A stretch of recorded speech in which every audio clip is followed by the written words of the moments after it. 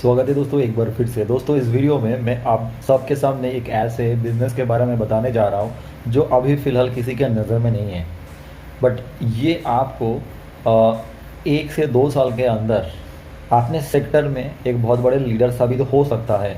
इस सेक्टर का री रेटिंग हो सकते हैं और इस सेक्टर से आप बहुत ही मोटा पैसा कमा सकते हैं। जिस तरीके से दोस्तों आप सबने देखा है पेपर सेक्टर का किस तरीके से री रेटिंग हुआ है।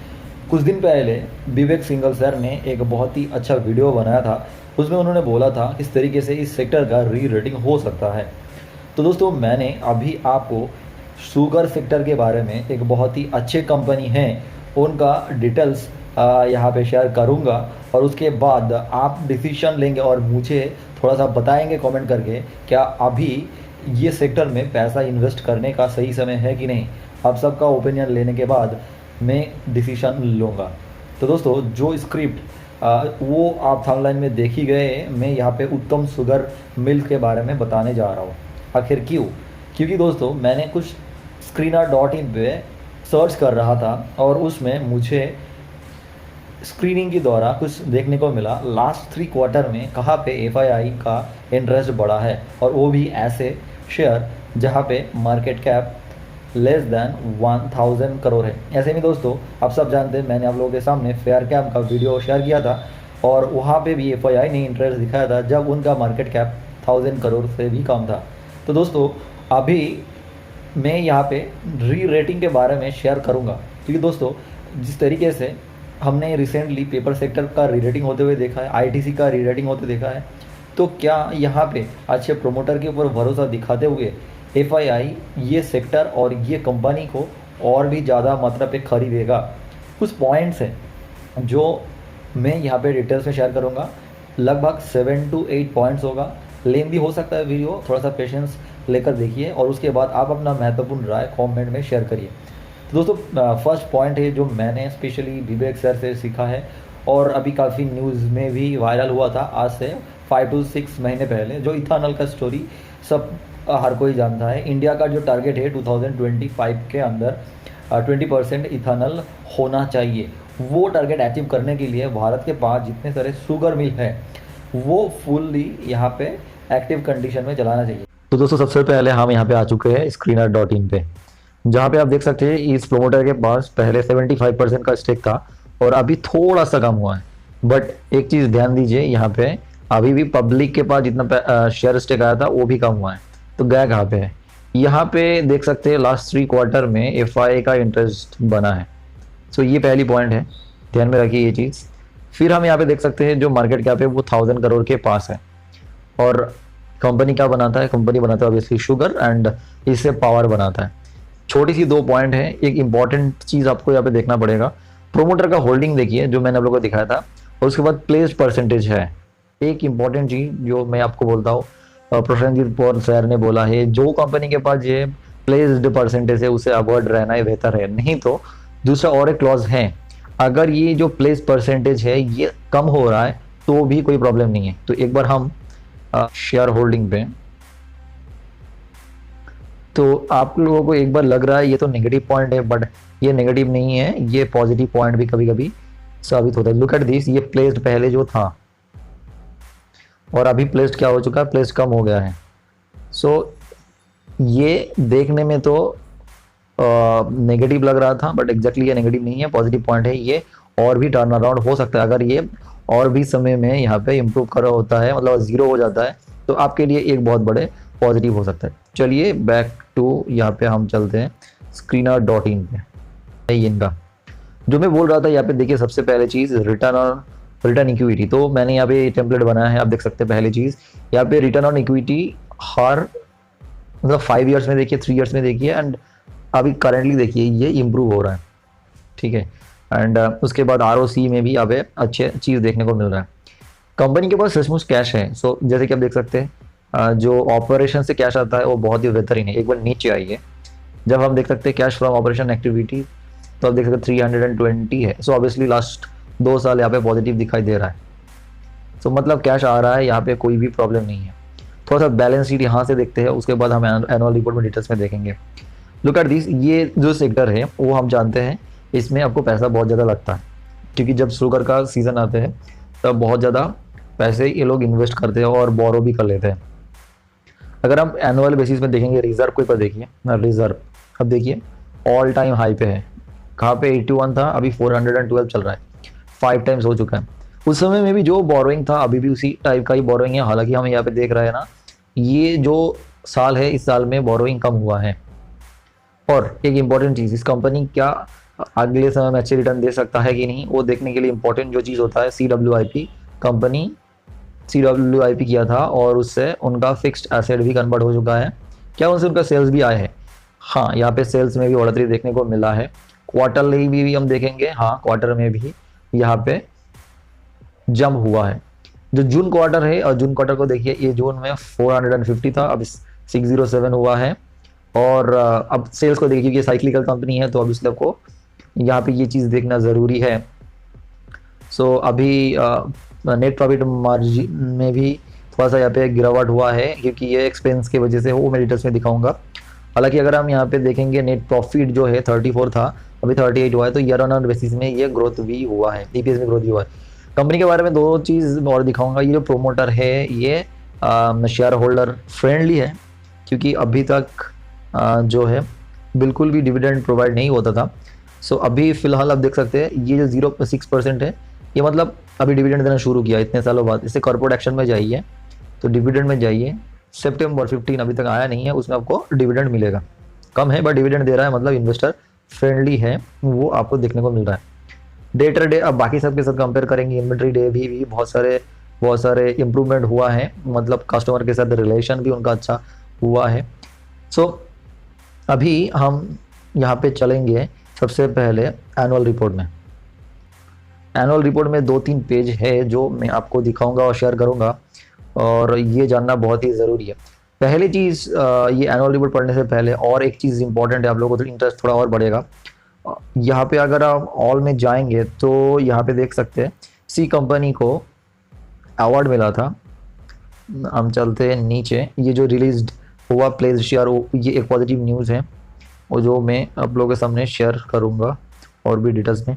ये देखिए, ये जो आया था excellent award bye national sugar institute Kanpur, consumer affair food and public department से इनका अवार्ड मिला था। सो क्यों मिला था? क्योंकि ये इथेनॉल प्रोडक्शन और भी बढ़ा रहा है। सो ये एक पॉजिटिव न्यूज़ है। इनका इम्पैक्ट भी पहले चार्ट में बढ़ा था, अभी वो भी न्यूट्रल हो चुका है। फिर जो भी है वो मैं आपको दिखाऊंगा। तो आइए, ये जो एनुअल रिपोर्ट है उसमें फिर से चलते हैं, कंपनी के बारे में डिटेल्स में देखते हैं और क्या ये लोग बोल रहा है, करना चाहता है, वो अभी हम एक एक करके दिखाएंगे।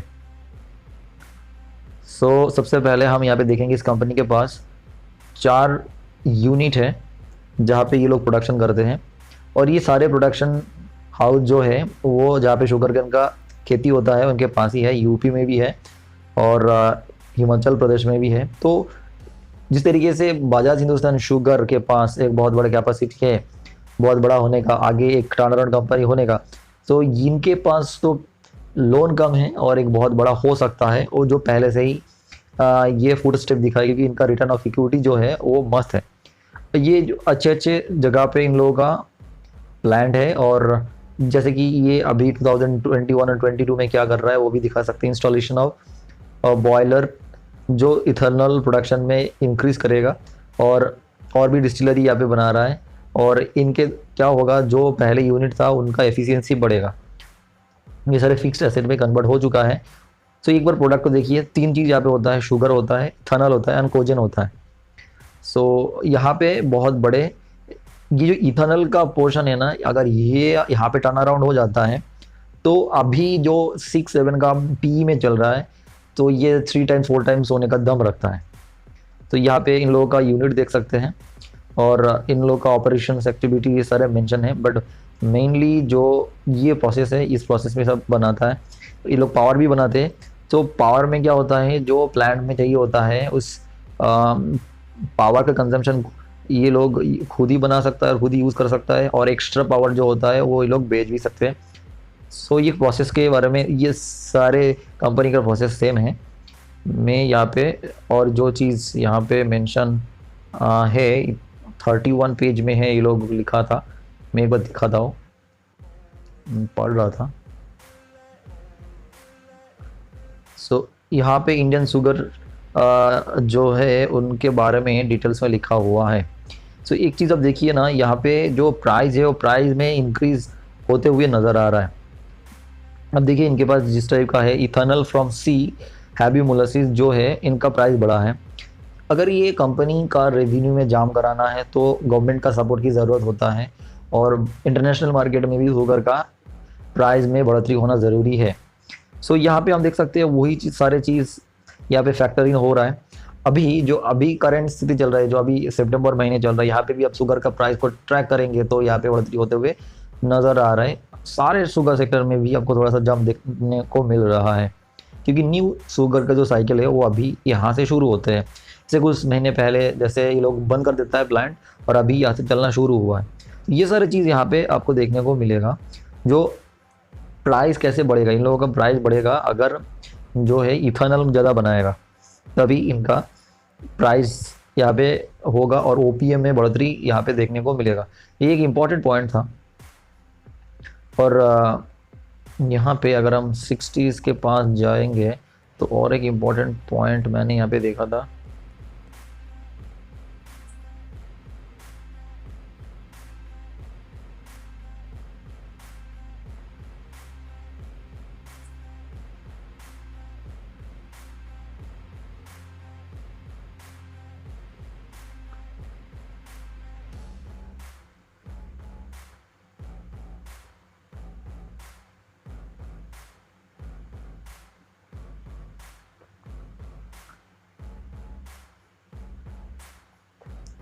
सो एनुअल रिपोर्ट में ये चीज़ देखना बहुत ही ज़्यादा ज़रूरी हो जाता है। मैनेजमेंट क्या सोच रहा है इंडस्ट्री के बारे में, क्या उनको लग रहा है अगले समय में ये डेवलपमेंट होगा कि नहीं।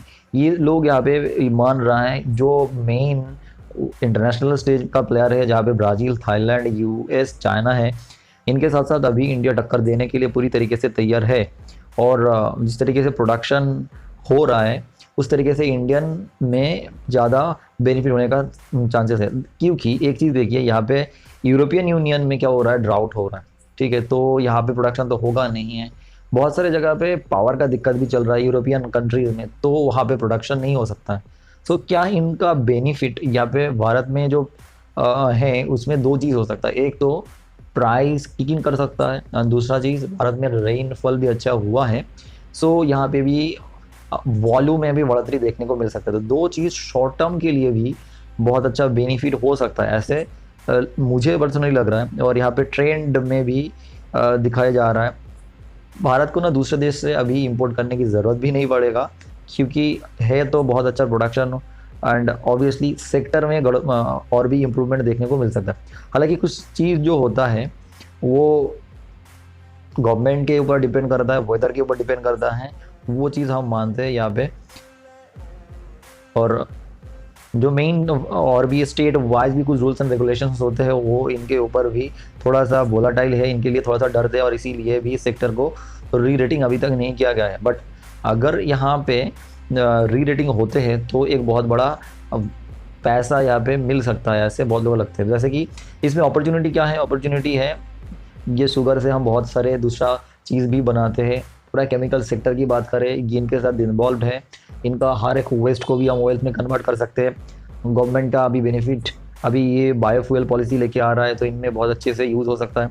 थ्रेट जो हो सकता है जो वेदर का, अभी इस साल तो हुआ नहीं है कोई प्रॉब्लम, एंड बाकी सारे ग्लोबल फैक्टर है। बट यहाँ पे जो ग्लोबल फैक्टर के बारे में मैंने बोला, ये तो रिस्क ना हो कि रिवॉर्ड साबित हो सकता है। तो ये सब है। अब बट एक चीज़, ये जो मैनेजमेंट है लगभग 30 ईयर्स से पुराना मैनेजमेंट है, जिनको ये रिस्क को हैंडल करना आते हैं, क्योंकि हर एक बिजनेस में रिस्क है और उसको ठीक करने की जिम्मेदारी एक एक्सपीरियंस मैनेजमेंट कर सकता है। और देखिए इसके ये जो बिजनेसमैन हैं इनके ऊपर ट्रस्ट कर सकते हैं, क्योंकि इन्होंने अपने बिजनेस में ज़्यादातर स्टिकर लेके रखा है। तो एंड ऑब्वियसली अब धीरे धीरे अगर एफआईआई का एंट्री हो रहा है तो मतलब वो लोग बहुत डीप डिटेल्स में एनालाइज करके ही पैसा डाल रहा है ना चीज़। तो अब यहाँ पे ये सारी चीज़ तो मैंने आप लोगों को दिखाया। हम जाएंगे अभी तिजोरी फाइनेंस में है, ये और एसेट टर्नओवर रेशियो, ये दोनों में अगर इम्प्रूवमेंट हो रहा है और साथ में इक्विटी मल्टीप्लायर जो है वो अगर घट रहा है, बट ओवरऑल आरओई अगर बढ़ रहा है, तो ये एक अच्छे इंडिकेशन है। तो यहाँ पे हम देख सकते हैं ROE 18 एंड 17 के आसपास है, क्योंकि इन लोगों का सेल्स अच्छा हुआ था 2021-22 में। इन्वेंट्री टर्नओवर रेशियो में भी इंप्रूव हुआ है, क्योंकि मैनेजमेंट का कहना है सेल्स की वजह से हुआ है। इंटरेस्ट कवरेज रेशियो में भी बहुत अच्छा जंप देखने को मिला है, क्योंकि अर्निंग अच्छा होने के बाद इन लोगों ने पेमेंट कर दिया है। करंट रेशियो भी इम्प्रूव हुआ है, क्योंकि जो शॉर्ट टर्म लायबिलिटी था वो इन लोगों ने या पे रीपे कर दिया है। डेट इक्विटी रेशियो में बहुत ही अच्छा, मतलब बहुत अच्छा इंप्रूवमेंट हुआ है, क्योंकि इन लोगों ने लॉन्ग टर्म और शॉर्ट टर्म जो क्रेडिट है, लोन था, वो उन लोगों ने पे कर दिया है। OPM में अच्छी बढ़ोतरी देखने को मिला है, क्योंकि यहाँ पे शुगर एंड शुगर प्रोडक्ट में रियलाइजेशन में अच्छा हुआ है।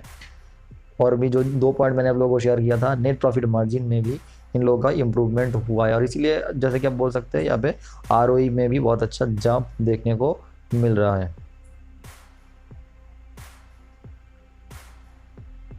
अब थोड़ा सा कंपेयर करने की ज़रूरत है। जैसे कि हम देखते हैं 2019 का सितंबर से शुरू करिए, तो यहाँ पे OPM देखिए 3 था, तो एंड यहाँ पे आप देख सकते हैं नेट प्रॉफिट तो हुआ ही नहीं, नेट लॉस हो गया था -12 में। सितंबर और 2 क्वार्टर देखिए, सिर्फ 2 क्वार्टर के लिए बात करूँगा, एंड दिसंबर में देखिए, उसके बाद यहाँ पे 13 आ गया। फिर नेक्स्ट यहाँ पे 2020 में सितंबर एंड दिसंबर को देखिए, जब यहाँ पे आप देख सकते हैं 60 ऑपरेटिंग प्रॉफिट 16 एंड 44 है, एंड यहाँ पे अगर नेट प्रॉफिट में आ जाइए तो नेट लॉस 8 से प्रॉफिट 18 में आया था, प्रॉफिट 12 में आया था। सेम अगर नेक्स्ट में आएंगे तो जो सितंबर एंड दिसंबर में है, तो यहाँ पे लॉस नहीं था, एंड यहाँ पे 53 आ गया था PBT, और नेट प्रॉफिट 39 में आ गया था। अभी उसके पर्सपेक्टिव में अगर हम यहाँ पे आएंगे तो यहाँ पे क्या उम्मीद कर सकते हैं, सितंबर और दिसंबर में ये 0 से बेहतर होनी चाहिए एटलीस्ट, एंड ये जो 39 है उससे ज़्यादा होना चाहिए। मतलब क्लियर कट अगर हम ये मान के चलते हैं, अगर फिक्स्ड एसेट जो इन लोगों का बड़ा है और उसके वजह से ये जो 0, 39 61 यहाँ पे अगर इम्प्रूवमेंट आ जाए, तो ऑब्वियसली जो अभी वैल्यूएशन चल रहा है उससे आपको जंप 100% दिखना चाहिए। क्योंकि अब देखिए जो सिनेरियो अभी बन रहा है, एक तो ग्लोबल सेंटीमेंट, दूसरा मोदी जी का एक पॉलिसी है जो इथेनॉल के ऊपर बेस करके, अगर भगवान करे तो री रेटिंग होगा, अगर नहीं करे तो दूसरा चीज़। बट हम यहाँ पे कुछ तो इम्प्रूवमेंट अभी जो सिनेरियो है अगले 2 to 3 क्वार्टर में इससे अच्छी चीज़ तो उम्मीद कर ही पा रहा है, यहाँ पे देख ही सकते हैं हम। सो अब एक चीज़ अब देखिए, ये सारी चीज़ तो हमने प्रीवियसली डिस्कस किया है। कंपनी के पास जो कैश आ रहा है, ये कैश को ये लोग ठीक से यूटिलाइज अगर करेगा तो और भी यहाँ पे प्रॉफिट हो सकता है। टर्न अराउंड सेक्टर में आपको बहुत अच्छा ROE मिल रहा है, और वो जेन्युइन ROE है, और सचमुच जो प्रोमोटर है उनको बिजनेस के ऊपर ट्रस्ट है और अच्छा डिसीजन ले रहा है, तो आपको ऐसे बहुत ही कम कंपनी मिलेगा। मुझे पर्सनली लगता है, देखिए ये एक और एक चीज़ है, जो कौन वाले पोर्शन में आपको कुछ दिखाई नहीं दे रहा है, और जो यहाँ पे हिडन था वो तो मैंने जैसे एक एक करके मैंने आपको बोल दिया, जो क्या हो सकता है और क्या नहीं हो सकता। यहाँ पे कंपनी का कैसे डेवलपमेंट हो सकता है, और आपको शेयर प्राइस में उस हिसाब से डेवलपमेंट हो सकता है कैसे। पहली चीज़, ये जो प्लेस परसेंटेज है, इनको इस तरीके से इन लोगों ने कम किया है, ये 0 करना पड़ेगा। अगर धीरे धीरे 0 करेगा तो क्या होगा, आपको और भी इन्वेस्टर जो है, अच्छे इन्वेस्टर यहाँ पे इंटरेस्ट दिखाएगा, क्योंकि कुछ लोगों का इंटरेस्ट तो ज़रूर है, क्योंकि इस तरीके से ROE और ROC बना रहा है, और ये एक पॉइंट हो सकता है। दूसरी चीज़, अगर ये डेट टू इक्विटी, अगर जितना पैसा आएगा डेट टू इक्विटी अगर कम करता है, तो ऑब्वियसली उस हिसाब से भी एक वैल्यूएशन में और भी चेंजेस हो सकता है।